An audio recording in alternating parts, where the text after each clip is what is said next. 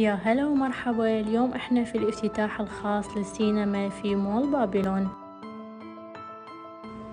الديزاين رائع جدا وتتكون من 4 قاعات: قاعة سامراء وبابل ونينوى وحمورابي، وهو مستوحى من الحضارة العراقية.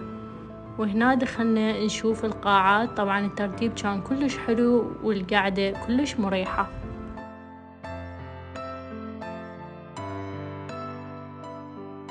وبدون الشامية والبيبسي ما تحلى السينما العراقية. وأكيد أخذنا أيضا الشيبس الخاص بالسينما العراقية.